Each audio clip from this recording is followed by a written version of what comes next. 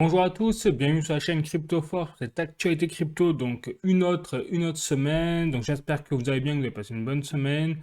En tout cas, aujourd'hui, on va parler donc du Bitcoin, comme d'habitude, hein, des projets crypto comme le VeChain notamment. On va voir XRP, Fetch.ai, enfin plutôt l'alliance AIC plutôt, désormais, et également VV Digital Collectibles et bien évidemment le OMI puisque c'est l'accent en ce moment plutôt sur la crypto-monnaie OMI et sur son utilité. Donc on va en parler de tout ça, il y a des choses intéressantes à dire.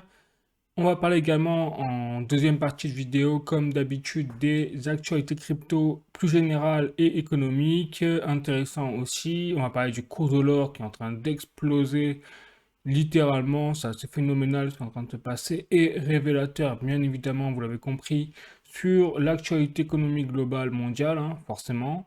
Donc, on va voir tout ça. Donc, c'est parti, je vous invite à vous poser tranquillou et puis on y va.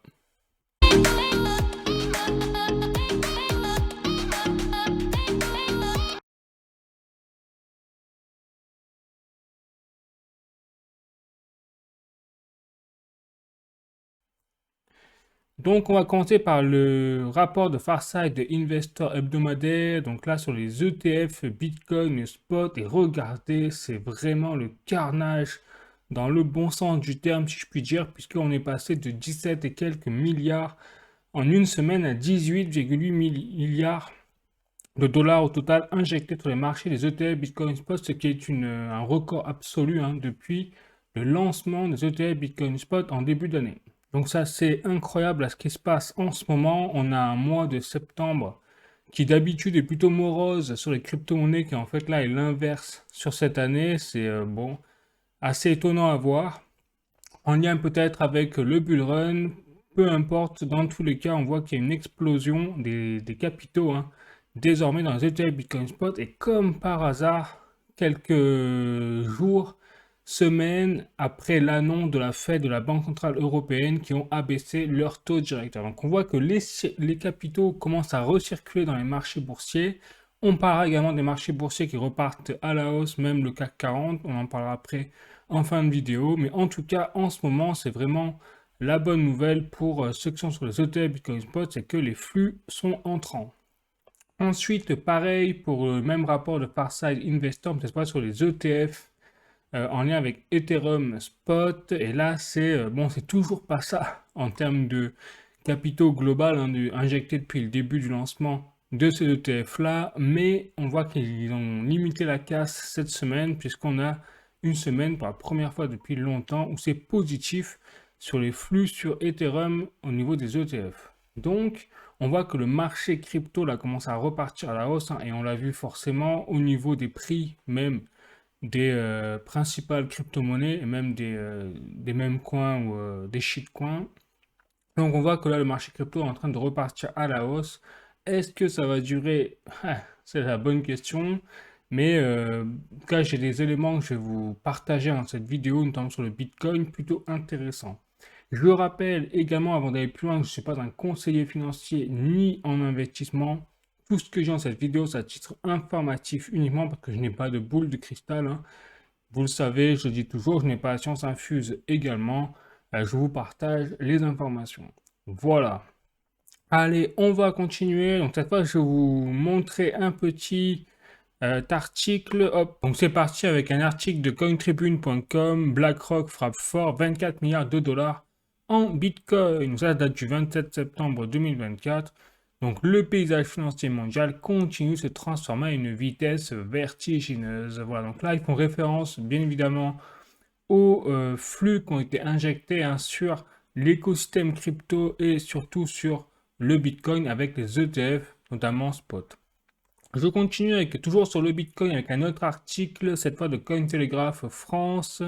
La SEC approuve le trading d'options pour l'ETH Bitcoin Spot de BlackRock. Ça, je vous en avais déjà parlé la semaine dernière, mais je vais vous en reparler parce que c'est très très intéressant ce qui se passe et notamment sur ce qui peut se passer sur le court terme, voire le moyen terme, dans les jours, mois qui vont venir. Et notamment pour cette raison, puisqu'on a un article de Coin Academy les options sur l'ETF Bitcoin de BlackRock entraîneront un gamma squeeze selon Bitwise. Donc là, les experts sont plus ou moins partagés, mais il y a une possibilité, en tout cas, qu'on ait un événement qui se déroule, qui s'est déjà déroulé par le passé lorsque des options sur des ETF ou sur d'autres actifs ont été, disons, validées par les marchés financiers. Et donc là, en l'occurrence, c'est la SEC, gendarme boursier américain. Et donc, pour vous expliquer ce que c'est pour ceux qui ne savent pas, un gamma squeeze, qu'est-ce que c'est? C'est tout simplement un phénomène qui se produit sur le marché boursier lorsque les investisseurs, généralement des traders d'options, alors petite parenthèse, là je suis sûr, vous le voyez, ChatGPT. Voilà, je t'ai demandé à ChatGPT de me donner une définition du gamma squeeze et il m'a répondu, bien évidemment, de façon assez précise. Donc l'intelligence artificielle, dans toute sa splendeur. Donc, pour reprendre, généralement, des traders d'options achètent un grand nombre d'options d'achat, c'est-à-dire des call options, sur une action particulière. Donc, cela oblige les teneurs de marché, c'est-à-dire les market makers, autrement dit, ou les courtiers, qui ont vendu ces options à acheter l'action sous-jacente pour se couvrir contre les risques, ce qui fait augmenter encore plus le prix de l'action. Donc, en détail, vous avez les étapes. Donc, d'abord, on a un achat massif d'options d'achat, c'est-à-dire que là, sur le Bitcoin, vu qu'on a ça y est, la SEC a approuvé les options, c'est-à-dire notamment sur le ETF Bitcoin Spot, eh bien, on aura la possibilité pour les traders donc institutionnels, tout simplement d'avoir des achats massifs d'options d'achat. Donc les traders achètent des options d'achat sur une action espérant que le prix de celle-ci augmentera. Or, avec le bull run qui est censé se produire à l'horizon, on ne sommes pas à l'abri que les traders institutionnels ou autres soient tentés de mettre en place justement ce qu'on appelle des options d'achat sur le court terme. Ensuite, on a une couverture des vendeurs d'options, c'est-à-dire les market makers en fait. Les teneurs de marché ou courtiers qui ont vendu ces options d'achat doivent eux-mêmes se couvrir contre le risque de devoir vendre l'action à un prix inférieur au marché. Voilà. Donc pour cela, ils achètent l'action sous-jacente sur le marché au comptant. Donc ça veut dire que vous avez un double achat. Vous avez les acheteurs, donc les traders qui achètent massivement ces options d'achat. Et pour se couvrir, vous avez les market makers, les teneurs qui ne sont pas censés normalement vraiment se couvrir dans ce sens-là, mais qui sont obligés du coup pour ne pas prendre de risques de le faire. Donc vous avez en fait un double phénomène d'achat. Et donc, c'est pour ça que vous avez une troisième étape, c'est augmentation de la demande. Lorsque les teneurs de marché achètent des actions pour se couvrir, cela augmente la demande pour cette action, ce qui fait monter son prix. Et donc, c'est un effet boule de neige. Plus le prix de l'action monte, plus les teneurs de marché doivent acheter des actions supplémentaires pour ajuster leur couverture, amplifiant ainsi la hausse du prix de l'action. Cela crée un effet auto-renforçant où la hausse du prix alimente encore plus la hausse. Voilà. Et donc, c'est ce qu'on appelle le gamma squeeze. Et la dernière fois qu'on a eu un gamma squeeze très violent, particulièrement volatile, c'était sur les actions de GameStop en 2021. Voilà, donc pour vous dire un petit peu à quoi on peut s'attendre actuellement, donc les analystes, les experts sont plus ou moins partagés sur cet effet gamma squeeze potentiel, mais ça reste néanmoins possible sur le Bitcoin, surtout vu le contexte actuel on est censé quand même être en bull run. Donc je n'imagine pas l'empilement potentiel des événements qui peuvent s'enchaîner très rapidement dans les jours qui viennent. Et pourquoi je dis ça? Tout simplement parce que là j'ai un autre tweet de Rect Capital qui fait référence au marché historique du Bitcoin et des cycles historiques passés du Bitcoin qu'il compare avec le cycle actuel. Et donc là, il dit dans son tweet qu'on est à 160 jours après le halving du Bitcoin qui a eu lieu cette année en avril 2024. Or, dans le précédent cycle du Bitcoin en 2020, le Bitcoin, les prix du Bitcoin a cassé à la hausse ses prix après 163 jours, donc après son halving, c'est-à-dire que c'était en mai 2020. Donc souvenez-vous. Donc, il dit si l'histoire se répète de façon exacte, on devrait être dans les prochains jours très proche de la cassure du Bitcoin vers la hausse de son ancien ATH en fait. Donc, c'était ce tweet daté du 26 septembre.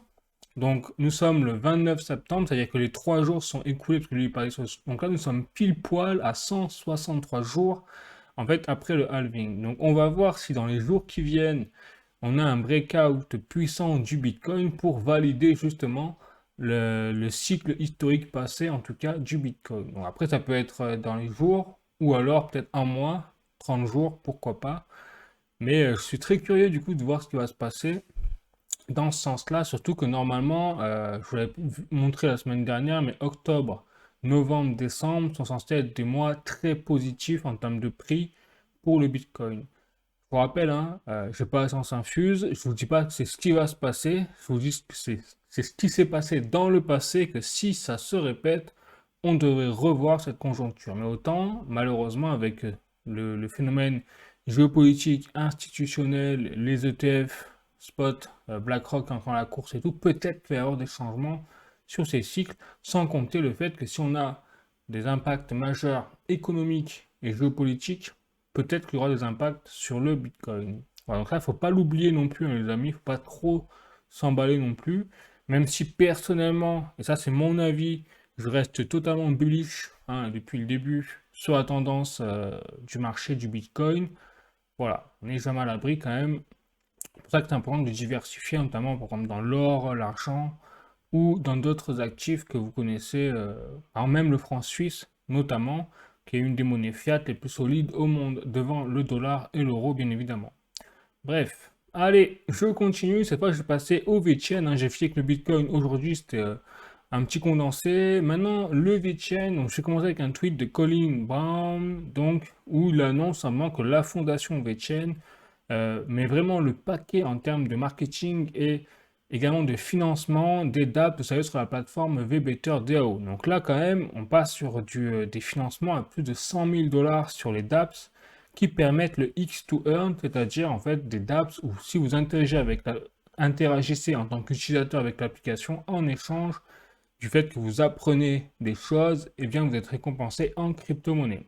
C'est déjà, vous savez, le cas avec la traçabilité sur la plateforme VBetter.io, mais là, il va aller plus loin dans l'aspect de X to Earn. Vous avez également un plan où là, vous pouvez être récompensé à partir de plus de 30 000 dollars sur tout ce qui est le tracking et sur tout ce qui est des développements basés sur, en partenariat avec le Boston Consulting Group. Enfin, c'est notre chose encore. Et enfin, vous pouvez gagner jusqu'à plus de 2000 dollars si vous êtes membre de la communauté ou un membre actif voilà, disponible pour organiser à l'échelle locale des rencontres ou des événements en lien avec la fondation VeChain. Pourquoi pas? Voilà, donc là, il propose tout simplement des rémunérations en échange du travail hein, pour quelque part la fondation VeChain, que ce soit par des dApps ou que ce soit par des organisations au niveau des événements locaux pour la fondation VeChain.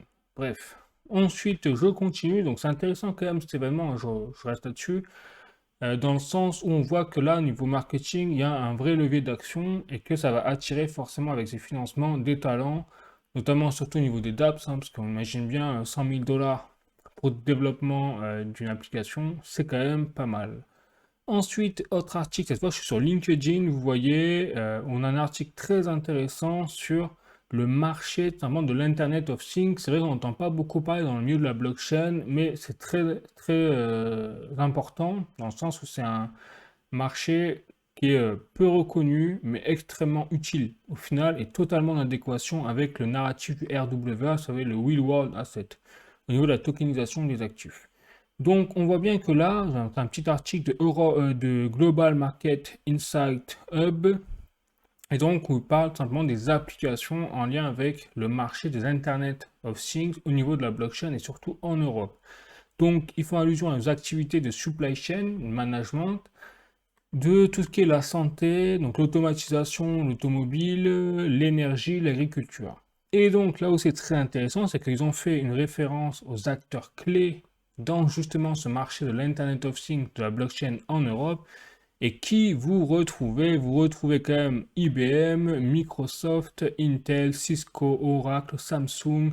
Enfin voilà, vous ne retrouvez pas des petits joueurs, hein, vous retrouvez vraiment des gros mastodontes en termes industriels, Hewlett-Packard, Blockstream, et là on voit on atteint tout ce qui est les milieux de la blockchain bien évidemment avec Blockstream, donc R3CEV, la fondation Ethereum, la fondation VeChain, la fondation IOTA, Guardtime, Chainlink et Modem.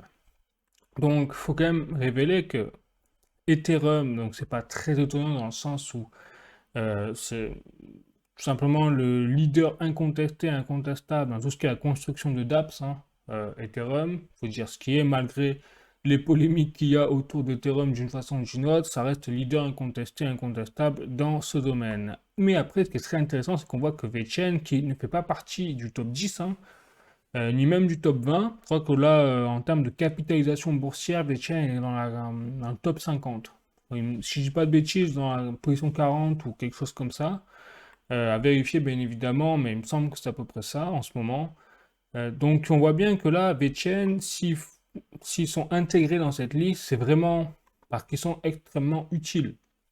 C'est là où c'est intéressant, c'est qu'on voit qu'aujourd'hui, nous sommes de plus en plus dans l'ère où au final, on est de moins en moins dans les shitcoins, les mêmes coins qui prennent une valeur incroyable tout simplement parce qu'ils ne servent à rien et que c'est une blague, mais comme ça fait le buzz, eh bien ça prend de la valeur. Là, on est de plus en plus dans des cadres où la blockchain est utile et on met l'accent sur l'utilité. Et on donne de plus en plus de la valeur à des projets pour leur utilité. Et c'est ça que je trouve intéressant avec cette liste où on voit le VeChain, donc là-dedans, aux côtés à noter de Chainlink. Chainlink aussi un projet à mon sens sous-coté. J'ai pas eu le temps de faire une vidéo là-dedans, mais vraiment très intéressant. Je fais un peu mes propres recherches et tout, et c'est vrai qu'il est totalement inscrit dans une narrative du RWA. Donc Chainlink à surveiller bien évidemment, et IOTA aussi, c'est un bon projet, il faudrait que je fasse plus de recherches là-dessus d'ailleurs. Voilà, donc pour vous dire un petit peu où on en est, et ça c'est vraiment que sur le focus de l'Internet of Things. Nous n'avons même pas parlé encore du narratif RWA et des autres narratifs d'intelligence artificielle ou autres. Voilà. Allez, je continue. Donc, fait intéressant là aussi, où on n'a pas trop entendu parler, mais ce qui est intéressant, c'est un article de Crypto News Flash. Donc, Tim Draper soutient un développement durable à travers le Web3 et les opportunités d'investissement axées sur la formation professionnelle. En fait, il y a eu une courte interview entre en fait Sunny Lu, le PDG de la fondation VeChain, et Tim Draper. Donc, pour vous expliquer qui est Tim Draper, voilà, je vous montre. En fait, Tim Draper, c'est un investisseur américain en capital risque et fondateur donc du Draper Fisher Jurvetson de la Draper University. Donc, c'est un investisseur chevronné qui rejoint, à mon sens, hein, le petit groupe fermé d'investisseurs comme Warren Buffett, etc. Mais bien sûr, Tim Draper n'a pas encore largement pas atteint le niveau de Warren Buffett, mais quand même est dans le sillage, je veux dire, de ce genre d'investisseurs très chevronnés qui ont fait fortune, bien évidemment, par leurs investissements. Voilà, donc ce que je trouve intéressant, pour revenir à l'article, c'est que on a vraiment une convergence en fait de connaissances et d'objectifs à travers cette interview montrée entre Sunny Lu, le PG de la fondation VeChain, et Tim Draper sur tout ce qui est le développement durable à travers le Web 3.0. Donc là, si on commence à avoir des investisseurs du type Tim Draper ou autres qui commencent à mettre en lumière la fondation VeChain, je trouve ça très intéressant parce que là, on en revient au fait que ce genre d'investisseurs, s'ils commencent à vouloir soutenir ce genre de projet comme VeChain, alors on n'a pas encore, on n'a pas de preuve hein, que Tim Draper a investi dans le VeChain ou quoi que ce soit d'autre en lien avec la fondation VeChain. Mais si un jour ça arrive, alors ça voudra dire effectivement que l'aspect légitimité d'utilité de la fondation VeChain et de l'écosystème VeChain sera tout à fait au rendez-vous en fait. Voilà, et on sait très bien, hein, Tim Draper et ce genre d'investisseurs un peu précoces, si je puis dire, dans les milieux, justement, parce que leur fortune s'est basée sur le fait qu'ils ont analysé des projets en amont, repéré ces projets et investi dans ces projets pour au final derrière gagner des milliards de dollars. C'est aussi simple que ça, même si c'est facile à dire, mais c'est très dur bien évidemment à mettre en place hein, quand on est investisseur. Bref, on va pas rentrer dans ce sujet, dans ce débat, mais autant vous dire que ces gens-là, voilà, c'est pas des roublards, ils savent ce qu'ils font. Donc je trouvais intéressant que ce genre de personnes s'approchent de près ou de loin au marché, enfin à VeChain. Voilà, allez, je passe au prochain projet désormais, c'est-à-dire VV Digital Collectibles et l'entreprise Ecomi derrière. Pas mal de choses à dire en bien comme en moins bien. clairement, tout en restant sur des faits, hein, bien évidemment, je le précise. Donc là, on a tout simplement un nouveau NFT qui va sortir donc, sur l'application VV Digital Collectible. C'est le prestigieux, vous voyez, timbre Penny Black de 1840. Donc il sera sous forme NFT. Alors pourquoi je vous en parle? Simplement parce que la nouveauté, c'est qu'en plus des formats NFT virtuels, il y aura pour ceux qui auront la chance de posséder le fameux secret rare Penny Black Digital Collectibles, eh bien, recevront également un timbre original, c'est-à-dire un timbre physique. Donc là, encore une fois, on entre dans un cadre où le digital est de plus en plus lié au physique. Et là, VV Digital Collectibles le montre et le démontre une nouvelle fois. Voilà. Donc, c'est assez intéressant ce qui se passe, puisque je rappelle, bien sûr, ce genre de timbres peuvent très facilement exploser à la hausse en termes de prix. Donc, l'avoir à la fois virtuellement et physiquement peut représenter quand même quelque chose d'assez sympa. Bon, ensuite, je vais parler de cette nouvelle marketplace, donc Stack Air. Donc, ça fait un petit moment quand même que c'est dans les cartons, hein, puisque l'article date du 23 juillet 2024. Donc, date un petit peu. Mais je trouve intéressant parce que quand on va aller sur la plateforme donc, Stacker qui est ici, eh bien, on retrouve en fait l'activité des marchés. Et moi, j'avais été un peu dans le flou là, ces derniers mois, puisque les statistiques n'étaient plus vraiment au rendez-vous sur VVFeed notamment. Donc là, au moins, sur Stacker, je trouve que c'est bien plus visible. En tout cas, et là, vous voyez, si on prend sur 2 ans l'activité du marché, c'est bon, mathématiquement irréfutable, hein. C'est-à-dire qu'on a une baisse tout simplement sur tous les niveaux de l'activité euh, des clients sur l'application VV. Donc, l'application VV est en train vraiment de perdre simplement de l'ampleur, hein, de perdre des clients, de perdre de l'activité. Les gens se lassent un peu au final, puisque les drops, vu que les NFT ne servent à rien encore, qu'on n'a pas d'utilité, bon, eh bien, c'est vrai qu'à un petit moment, ça fait... ok, c'est bien beau hein, d'avoir ce genre de NFT virtuel en réalité augmentée, mais si on peut rien en faire, à un moment, ça perd un peu de son attrait. Voilà, donc il reste de plus en plus la base fidèle, mais on sent quand même qu'il y a vraiment, même eux, je pense que même la base fidèle risque à un moment ou à un autre de se lasser et de changer de sujet. Bref. Donc c'est pas bon, hein, les chiffres sont pas bons. Je veux pas vous vendre du rêve, hein, clairement. Après, là où je trouve, c'est là où je suis un peu mitigé, ce sens-là, c'est voilà, c'est ça. C'est-à-dire qu'en parallèle, vous voyez, cette semaine, hein, c'était vraiment cette semaine, on a eu Meta qui a dévoilé Orion, les lunettes de réalité augmentée ultra innovantes.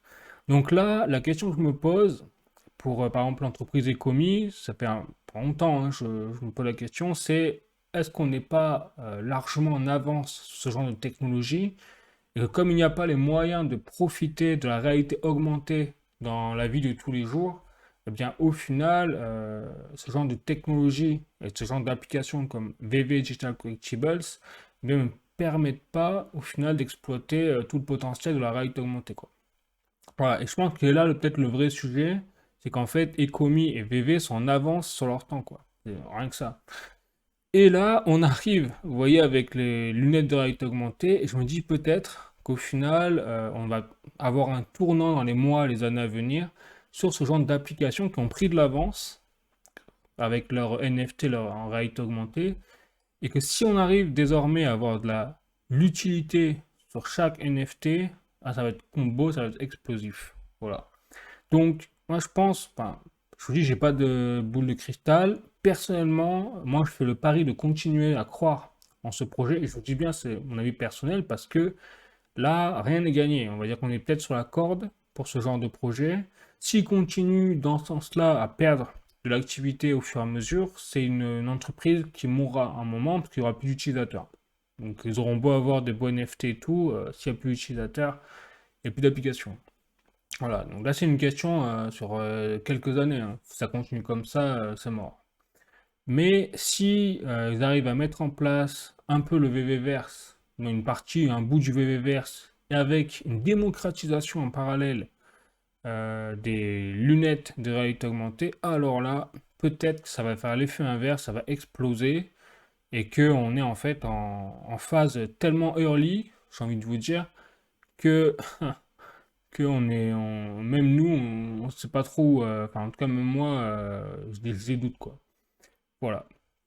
Mais pour ces raisons-là, personnellement, je continue à croire en ce projet et je vais le suivre encore, bien évidemment, de très près. Et pourquoi je dis ça? Parce qu'en plus, on a eu je vais montrer un petit passage de Mark Zuckerberg, hein, comme vous pouvez voir ici, qui fait une démonstration de sa lunette de réalité augmentée Orion.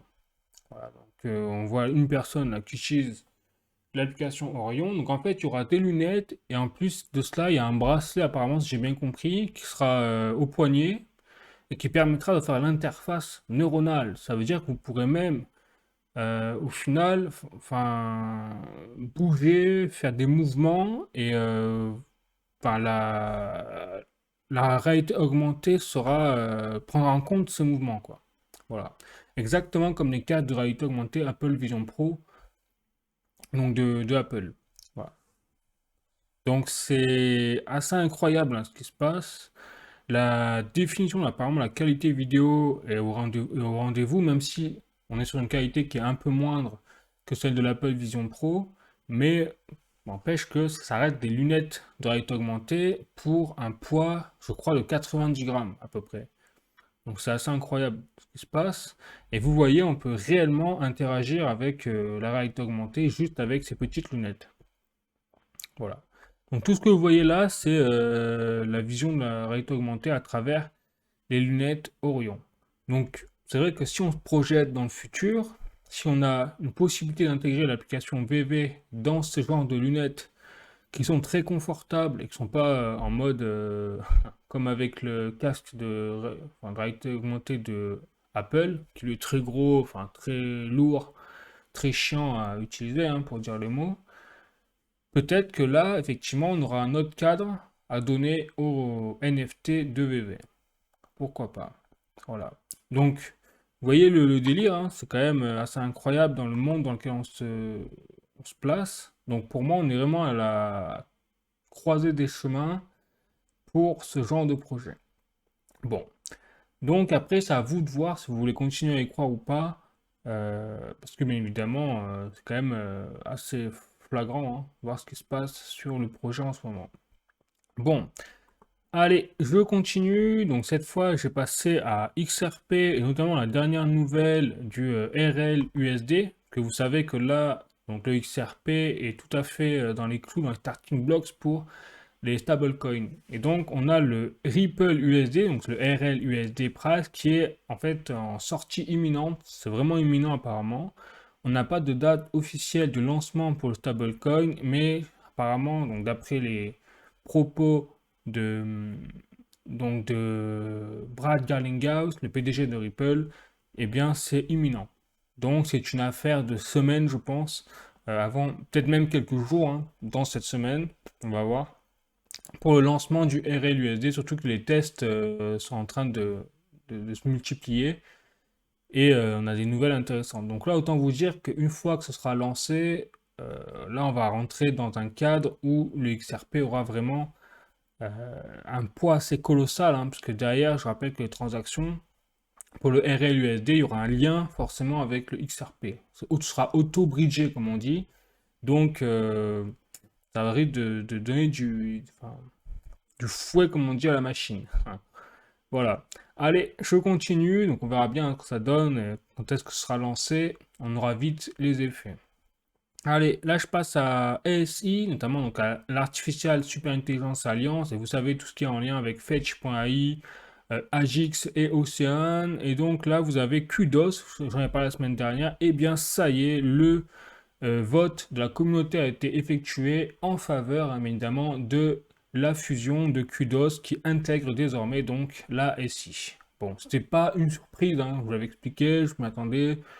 Euh, c'est normal, c'est-à-dire que Kudos ne peut qu'être que positif pour l'intelligence, enfin l'alliance plutôt ASI. Donc, il était improbable que la communauté vote pour ne pas intégrer Kudos. Je rappelle en fait que Kudos, rapidement, c'est une entreprise qui est spécialisée dans le cloud computing et donc pour l'allocation de quelque part de puissance de calcul GPU à tous les serveurs en lien avec l'intelligence artificielle pour les projets IA dans l'Alliance. Donc c'est vraiment un partenariat technique qui va permettre aux projets comme Ocean, Fetch.ai et Agix eh bien, d'avoir une bonne puissance de calcul pour justement opérer tranquillement, quoi, sans être plafonné par leur propre technologie au niveau technique.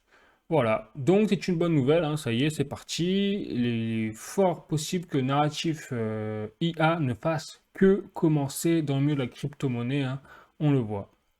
Bon, allez, je continue, cette fois je vais passer aux actualités crypto en plus général avec un article de cryptost.fr. PayPal permettra aux comptes professionnels d'acheter des crypto-monnaies.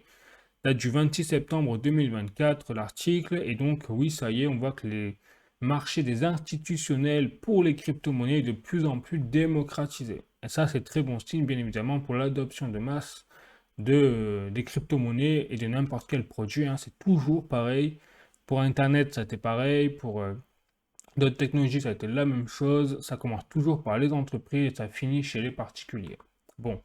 Ensuite, j'ai un autre article de cointribune.com, crypto, fuite colossale de données personnelles en France, 95 millions de victimes potentielles. Donc voilà, ça remet sous le goût du jour l'intérêt de la blockchain et du web 3.0 face à tout ce qui est justement voilà, le problème de la cybersécurité avec les moyens actuels que l'on a. C'est-à-dire qu'on voit très bien qu'on a de plus en plus de problèmes pour les institutions, même pour les gouvernements, de protéger en fait leurs données numériques, de protéger un espace cyber en fait, tout simplement, avec les technologies de protection de sécurité informatique actuelles. C'est pas suffisant. Donc on voit bien que là, l'intérêt de la blockchain, ça va être aussi dans la cybersécurité de venir sécuriser tout ça. Voilà. Et là, bien sûr, c'est un article qui recoupe dans ce sens. Enfin voilà. Parce que quand même, 95 millions de victimes potentielles, je rappelle, c'est toute la France, hein. On est à peu près 66 millions en France. Donc potentiellement, c'est tous les Français là ont leurs données qui sont en train de circuler un peu partout dans ta gauche sur le darknet. Super. Merci tout ça pour un problème en fait de serveur, de calibrage de serveur, pour vous dire d'où c'est parti. Bon. Allez, j'ai un autre article de Coin Academy. Ethena Labs lance le USTB, un nouveau stablecoin backé par BUID, le fonds tokenisé de BlackRock. Donc vous voyez que là, le narratif actuel quand même au niveau des crypto-monnaies, c'est les ETF Bitcoin pour BlackRock, mais également les stablecoins pour BlackRock. Donc BlackRock, je rappelle que c'est le gestionnaire d'actifs le plus imposant au monde avec 10 000 milliards de dollars de gestion, enfin d'actifs sous gestion. Donc ils sont lancés sur deux narratifs, c'est les stablecoins avec leur build, donc leur fonds tokenisé. Donc fonds tokenisé égale RWA, donc narratif sur le Real World Asset comme par hasard, et également les ETF avec Bitcoin Spot.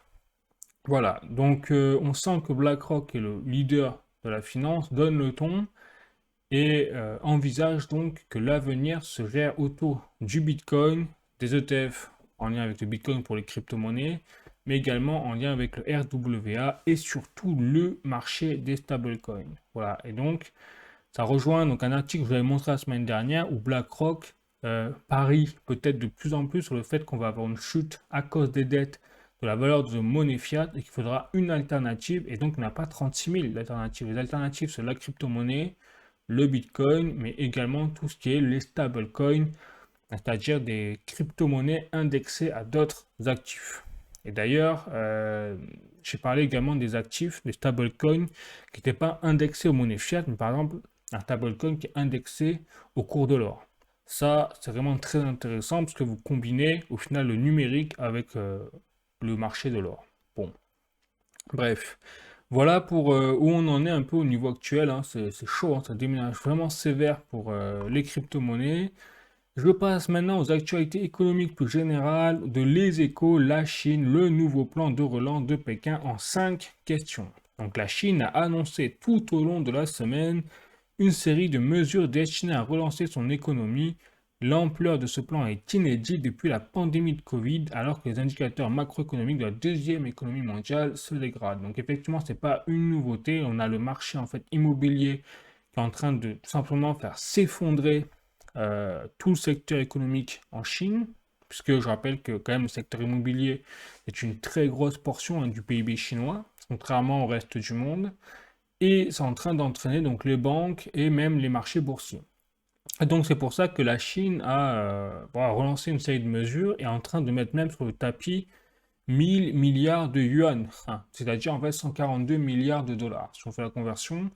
Donc c'est pas un petit plan, là c'est vraiment un énorme plan d'urgence, bien sûr qui est recoupé sur une longue période, mais évidemment ils vont pas injecter 142 milliards comme ça directement. Mais l'effet a fait, enfin, l'annonce a fait de l'effet puisqu'on a eu déjà en une semaine une explosion du marché boursier chinois, forcément qui a repris de la couleur, que ça a rassuré donc les investisseurs. Et à ce niveau-là, on peut se demander quel va être l'impact sur le reste du monde. Donc là, on a également en parallèle de ça la Chine, enfin la Banque centrale de Chine qui a annoncé baisser ses taux directeurs entre guillemets au niveau de ses réserves. Donc au niveau du taux de réserve.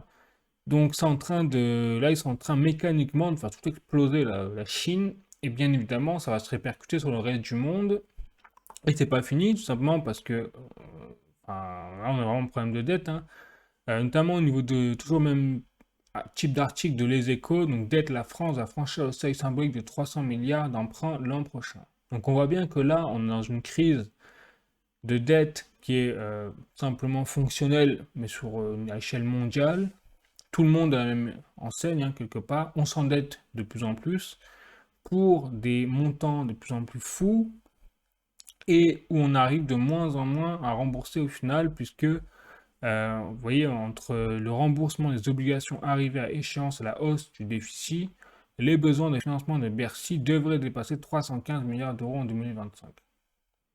Bon. Donc un montant qui nécessitera une forte augmentation des émissions obligataires. Voilà. Ça, c'est pas gratuit, tout ça, bien évidemment. C'est que, en fait, la dette nous coûte de plus en plus cher juste par elle-même. Donc, à un moment, on n'arrivera même plus à rembourser les intérêts de la dette. Et là, on sera en banqueroute terminale, quoi. On est déjà en faillite, mais ça continue comme ça, il y a un moment, on sera vraiment en banqueroute, on ne pourra plus rien faire. Donc, voilà un peu la situation. C'est pas étonnant que la Chine, déjà, elle, a pris le taureau par les cornes et a décidé, bon, de tout pulvériser. Clairement, elle a pris le chalumeau pour, enfin, lance-flamme pour refaire sa santé. Mais nous, la France, on n'a pas vraiment ce luxe-là, puisqu'on voit qu'on n'est même plus capable, on ne peut plus emprunter, on n'a plus de marge de manœuvre pour relancer l'économie comme ça. Et de toute façon, on n'a pas la volonté. On le voit bien, parce qu'il faudrait relancer l'industrie. Chose que la Chine a compris. La Chine, elle, dans ce cadre-là, c'est qu'elle a assez endettée, mais d'ailleurs, c'est pour mettre en place des actions concrètes, quoi. Bon. Donc je continue, et pourquoi je suis dans ce cadre-là? Donc là, un article de Reuters, donc la Fed, c'est-à-dire la Banque centrale américaine, euh, envisagerait un conditionnel, de couper un autre 50, enfin 0,5 points de nouveau de ses taux directeurs en novembre. Donc elle a déjà abaissé ses taux directeurs de 0,5 points là en septembre, elle le referait en novembre, puisque l'inflation est de plus en plus maîtrisée. Donc là, ça voudrait dire, et on l'a vu, en septembre, la Banque centrale américaine, les banques centrales européennes ont baissé leurs taux directeurs. On a une flambée du CAC 40, du S&P 500 et également du Bitcoin. Vous l'avez vu. Donc ça veut dire que là, on a vraiment beaucoup quand même de planètes alignées là en ce moment pour faire dire que là, en fin d'année, ça va être vraiment l'explosion atomique pour les prix, logiquement, des marchés boursiers, des crypto-monnaies, de tout, parce que les États, les gouvernements font tout ce qui est en leur pouvoir pour relancer la machine. Voilà. Donc si ça marche pas, par contre, alors là, c'est la fin des haricots, parce que vu les montants quand la Chine est en train d'injecter la Chine notamment, voilà, on comprend que c'est pas rien. Et la Fed, ça c'est une autre levier d'action, c'est juste parce que l'inflation est déjà maîtrisée, donc elle revient à la norme pour pouvoir relibérer quelque part les capitaux, les crédits et les rediriger vers les marchés boursiers, vers l'économie américaine et donc éviter la récession. Voilà. Donc tout ça montre, on va voir maintenant les impacts. Donc on voit que sur le prix du baril.com, hein, on voit que le baril de pétrole est à 71,95 dollars à peu près. Voilà. Et en Brent, 71,54 dollars. Donc on voit bien que là on est sur une phase descendante pour les prix du pétrole, ce qui est bien pour l'inflation, mais ce qui est moins bien pour l'économie, on va dire. Mais c'est plutôt positif pour un temps, parce qu'on est sur une bonne fourchette à 71,95 dollars. Ensuite, sur Google Finance, donc là, on va voir justement la courbe du CAC 40 en comparaison avec la courbe du S&P 500 du marché boursier américain. Et donc sur un jour, comme vous pouvez le voir, hein, c'est une première, on a le CAC 40 qui fait plus 0,75% et le S&P 500 qui a moins 0,14%. C'est peu longtemps qu'on n'avait pas vu cette inversion des rôles. Pareil, sur 5 jours, on voit bien que le CAC 40 est reparti à la hausse, ça a même explosé, 4,46%, contrairement au S&P 500 qui lui n'a fait que 0,49%. Voilà, donc là on voit que cette semaine, ça repart bien à la hausse. Peut-être que c'est en lien avec le fait que du coup les investisseurs sont rassurés que la France est de nouveau un Premier ministre et également annoncé peut-être un plan d'austérité. Hein. On a Michel Barnier qui a déjà annoncé qu'il envisageait d'augmenter les impôts, notamment en France, et en plus qu'on soit tous, nous Français, soumis à contribution exceptionnelle temporaire. Alors qu'est-ce que ça veut dire? Moi je vous pose la question. Mais je sens qu'on va se la prendre bien, bien profond, quoi. Ça, c'est sûr. C'est pas bon signe pour nous, quoi. Bon. Allez. Ensuite, sur un mois, là, par contre, on voit que sur un mois, hein, le S&P 500 fait une meilleure performance que le CAC 40. Et sur 6 mois, bah là, il n'y a pas photo. Le S&P 500 est à plus de 10%, quasiment. Et nous, on est à moins de 4,16%. Donc nous, en fait, on n'en fait que rattraper plus ou moins actuellement le retard qu'on avait pris sur les 6 derniers mois. Bon. Et enfin, je passe au cours de l'or. Et alors là, ça veut tout dire. Donc, quand le cours de l'or a tout simplement explosé à la hausse cette semaine, on a un niveau record qui a été pulvérisé. Vous voyez, nous étions à un niveau record de 72 120 euros le kilogramme 24 carats au 18 mars 2024. Et là, on a atteint un nouveau record en une semaine. On est passé à 76 579 euros le kilogramme 24 carats. Donc, on a fait pulvériser le plafond de la valeur de l'or par rapport à l'euro, tout simplement. Donc, ça veut dire qu'en fait, l'euro est en train de perdre de la valeur puisque ce n'est pas l'or qui augmente en tant que tel. La valeur de l'or reste toujours la même, hein, au final, au fur et à mesure du temps, si on la compare par rapport à un achat sur une maison ou un actif. C'est-à-dire qu'il faut toujours la même quantité d'or actuellement qu'il en fallait pour acheter une maison en 1980. Par contre, c'est la quantité d'euros, c'est la valeur d'euros qui, elle, change. Entre 1980 et 1980 et aujourd'hui, enfin, l'euro n'existait pas, mais si on prend le dollar, voilà, vous avez compris le principe. Donc, on voit bien que là, ça veut dire que le cours des monnaies fiat est en train de s'effondrer, hein, littéralement par rapport à l'or, tout simplement. Donc, ça donne le ton, hein, sur l'état de l'économie mondiale actuellement, et c'est pas bon, bien évidemment, c'est pas bon signe quand on a une explosion comme ça de la valeur de l'or, surtout sur quand même une durée relativement faible, hein, parce que je rappelle qu'au 18 janvier 2024, c'est-à-dire que là, en l'espace de moins d'un an, le cours de l'or a pris 16 000 euros.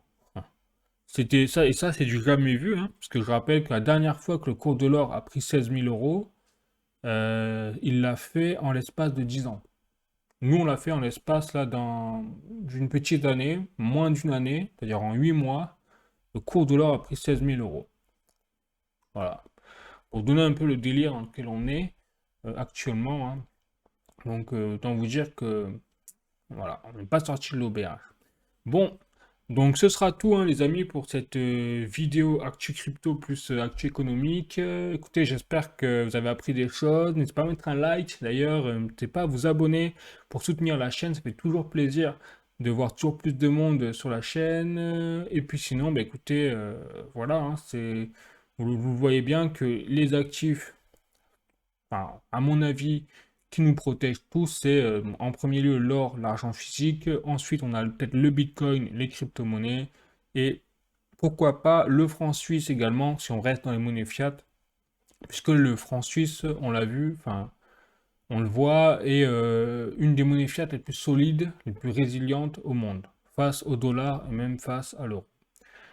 Donc pourquoi pas, et puis après les actions boursières, moi je vous invite à vous méfier malgré tout parce qu'on n'est pas à l'abri d'un retournement de situation sur le marché boursier américain et même CAC 40, bien évidemment européen. Bon, voilà, après chacun fait comme il sent, bien évidemment, mais voilà. Allez, donc tout sera tout pour aujourd'hui. Je vous dis à la semaine prochaine pour une nouvelle actualité. Et puis voilà, prenez soin de vous. Bonne semaine. Ciao.